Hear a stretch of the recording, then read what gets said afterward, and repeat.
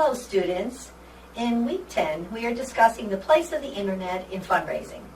You may think that this is quite late in the course syllabus, especially because we are all engaged in technology to complete almost every daily task. Well, here's why fundraising through the Internet is at the end of the course. Internet fundraising follows all the best practices associated with one-on-one gift solicitation. You must research and identify potential donors, build a relationship with them, learn what they value, and finally, after much patience, ask for a gift. So understanding these steps first is critical to learn the adaptation strategies in email or website gift solicitation.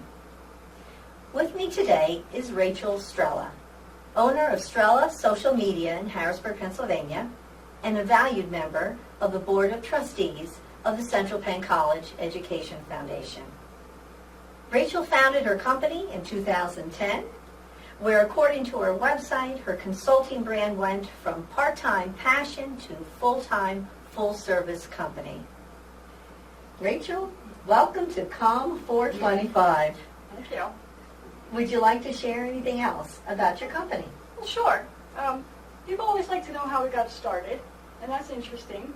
I had a mentor, and she had seen me evolve through different marketing and sales positions over a period of years, and she said, I think you might be an entrepreneur. And that day, she attended a social media marketing boot camp and was extremely overwhelmed. She said, you should be the person that helps people understand all of this stuff, because I don't know where to start. And so I started pretty much that day, and what evolved into consulting and then social media management is what we do now, because we found that 90% of the people that we were consulting with said, just do it for me. So we are outsourced social media specialists. We have a team of 4, and we manage about 20 clients nationwide. Wonderful. And I can understand that feeling of having somebody else do it, that's for sure. It's a lot of work. Yeah. Most of us first become aware of fundraising through the Internet through GoFundMe or another crowdfunding site. Tell us about the world of crowdfunding. Okay. Well, it's a new era for sure. It's definitely something that has garnered a lot of attention recently, because you can fund, well, just about anything, from personal, professional, nonprofit. I think some of the keys to remember here are that you probably see a lot of Kickstarter campaigns, and I know we'll probably talk about this more and more throughout. We dealt with a client who wanted somebody to help him with his Kickstarter campaign last year. He was selling, it's funny the things they have, kits, just a piece of a kit for a gingerbread house that would be a part of the assembly, and he was looking for funding so that he could buy enough kits to be able to do more. So we started that campaign for him last year, and it was funny how it evolved, all the things that we learned through that process. So where we're at now with the world of crowdfunding is it's kind of just like everything else that you do to raise money. It really is about relationships. A lot of people have an emotional connection to the things that they're investing in. So in your experience, when you say Kickstarter campaign, do you mean in your world, a business, an entrepreneur who's looking for other investors, business partners? Yes. Not someone to buy his product, No. but somebody to fund it. Fund the creation of it and production of it Yes. and sales of it. Yep. Usually Kickstarter campaigns are about 30 days, and everybody that contributes a dollar amount, and they don't have to give that money right away, they just pledge that amount. It could be $1 on up. They become part of the investment for the company. At the end of the 30 days, if the funding goal was reached, then they collect the money. If it wasn't reached, well, they can do another Kickstarter campaign or do something else. Well, do they ever give the money back? Well, we didn't get that far. He didn't reach his fundraising goal, so no money was ever collected. I see. But it's funny, Okay, it's just a we want to plan. launch it again this year, and learning all the things that we learned from this, we're going to redo it now. At the end of that campaign, he actually ran on his treadmill all night long. When it was done, I think he reached 64 miles. But he had people streaming live. while this was going on and sharing it and trying to get donations, and that's when he drummed up the most amount of money. So he wants to do a short campaign where he does something crazy for 7 days. So, and they work, those kind of gimmicky things work? They do, because people share it and they're like, look at this crazy guy running 64 miles, stuff like that. Yeah, it is something that's, it's a good way to say it. It is a fad, but it works. People are attracted to this kind of thing. I think you're right with the crowdfunding, where it's a part of everyday language anymore. Yeah. I was just saw in the news today that a local university, one of its students is crowdfunding to raise funds for the repair some of the damage that was done on campus when the students acted up after a football game. So you see it everywhere, and obviously it doesn't work. Does it work, the crowdfunding? It can. I mean, that's why it's so popular. Mm-hmm. It depends on what your goals are, too. I've seen a lot of campaigns do really well, and I've seen some do, well, not very well at all. There's a lot of reality to it, but I think, again, it works if you work it. The emotional connection, how much of an impact does it have on the people in your community that you're trying to put it out to? Mm-hmm. That's key. Well, one of the things I'd like to bring up, certainly to our students in this class, is that crowdfunding for nonprofits can be different, perhaps, or that's what our focus is on this class, Absolutely.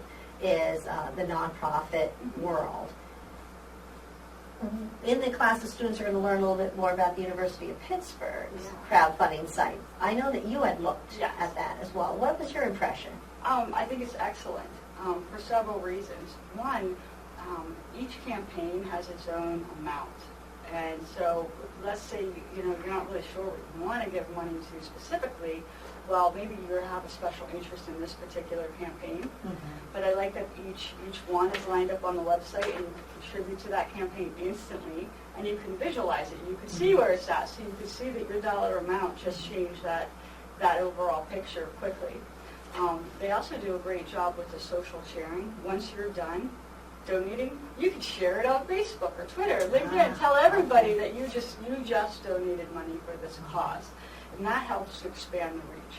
So they do an excellent job of I think, having the specific, particular campaigns lined up. I think that's what resonates with people. Talk a lot about emotion. Mm-hmm. Since you are the expert on social media, what makes people react to social media? Well, the emotional connection is it. There's studies that have been done that for somebody to interact on social media, because you may or may not know this, but 80% of people on social media are lurkers. They are viewing the content, but they're not liking it or commenting or clicking that link, donating. So what we find is that over 70% of the people who actually do click and do more than just look at it, they have an emotional connection to it, especially if they share it. There's something that impacts them that makes them feel good about themselves, or it helps them position themselves the way they want to be seen when they share it. So it's very interesting the emotional impact that this has. And this is across the board. This could be for nonprofit, this could be personal, this could be business. Whatever it is, that's what makes people share online. A little bit of psychology, that's for sure. You know what it reminds me of, Rachel? The concept of click-through philanthropy, which is a buzzword in the fundraising community. This is a concept that people feel better about themselves when they can show they support a cause on Facebook. Yeah. Does this fit in with what you're describing? Absolutely. Absolutely. It gives people something to identify with, and they build a community around a certain thing. What I like about some of the things that social sites do, like Facebook, is you can see other people who also contributed, and you get to kind of form a bond. But I think what makes all of this stuff so popular right now is that we never really had the opportunity to generate mass awareness of something like we do now. And I mean, not just the volume, but the instant amount of time. I mean, instantly we can share something and it can go viral in seconds. Now, it's not necessarily what we're looking to achieve in every instance, but we have the ability to share things very, very quickly. So I think that the overall awareness factor. It's just something that the online world has just contributed to making all of this work. And fundraisers should take heed because there is stiff competition for the philanthropic dollar. Yeah. And when so many things can be put online quickly and emotionally, it's going to increase your competition for dollars, I would think. Oh, yeah. Oh, yeah. And there are people, I mean, if you're bidding for something, maybe on eBay or something to that effect, I've seen people who will stay up all night and just stay on top of it because it is so instant. That's a whole other world. Mm-hmm. Well, I can also relate. Being an online instructor, I can see how often the tendency, the pull for me to go back to that discussion board and see what you're all talking about because I want to stay a part of it. On another topic, the course textbook, which is called Achieving Excellence in Fundraising, mentions this, I think, a powerful statement. A common mistake made by nonprofits is putting all their efforts into their social media pages like Facebook and not updating their websites. In your experience, how important is website design to an organization? It's crucial. And this is the same thing that we have challenges with when we're talking with our own clients. They're pouring money into social media and they're forgetting that the core of who they are is still their website. There still needs to be a space that they own that people can go back to and refer information.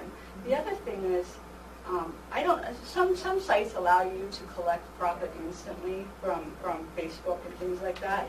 But for a lot of these places, I really think you need to have a website, a good website, so that people can donate on the site and quickly. So, and I know that, and I know I'm only social media here, but I have to look at these things when I'm talking with people. And we have the social media, we have a meeting after this with the committee, and I think this is something that we need to discuss with the Central Penn website for the foundation. Thank you. And actually, I'd like to conclude our discussion today with your work as a trustee. You mentioned that there is a social media committee. Is that it? Yes. Okay. Well, how is this committee helping the Education Foundation with their social media presence? Well, there wasn't really much of one before. Like many organizations, it was an afterthought. We should have a Facebook page or something. So now we actually have a dedicated effort. So it's a team of about 5 or 6 of us who are committed to updating that fan page. But also, we created a blog, which is something that I believe if you're going to do a website, it's central. And the reason for that is you have the opportunity for storytelling. And that is part of what is really impactful with this social sharing and the social, the emotional connection. Right now, we recently had Curtis's video. He's a member of the trustee board, and he did just a video telling his story. That had about 10,000 views. That's incredible for a first-time video. 3,500 alone on Facebook. So what we're doing is we're finding ways to better tell the story and make that relatable to other people. And I think another component of this that should be mentioned is how important it is that you have a community of people who are willing to share this story, because that jump starts the reach. And so our committee has a private Facebook group. When something's posted, you share it with the committee. We all share it on Facebook. We also have the Central Penn College social media manager on the committee, and he shares things on the Central Penn sites that we don't have for the foundation. So we're doing a lot to try to expand the reach and awareness for the foundation.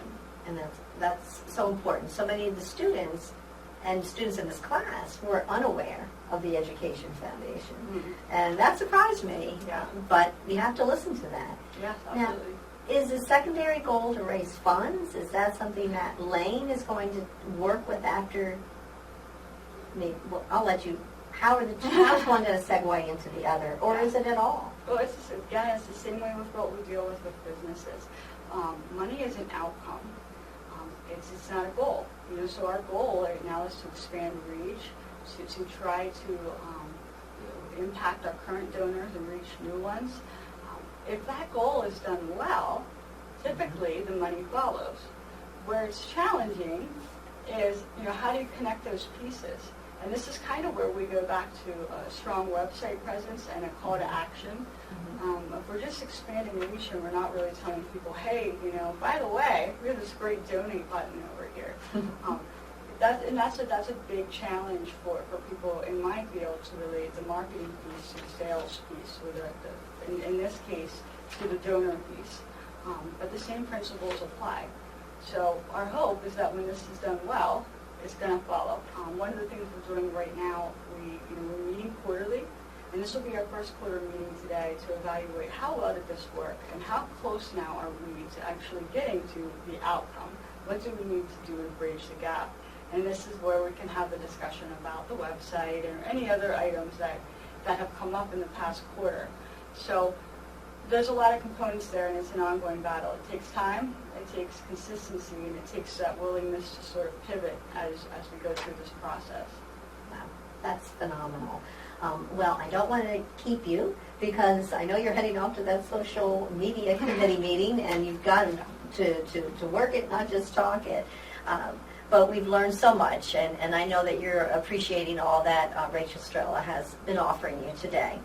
But students, keep in mind that while the percentage of online donations as a part of overall donations is steadily climbing, the dollar amount of online donations do not come anywhere near the amount of charitable dollars raised through the personal visit.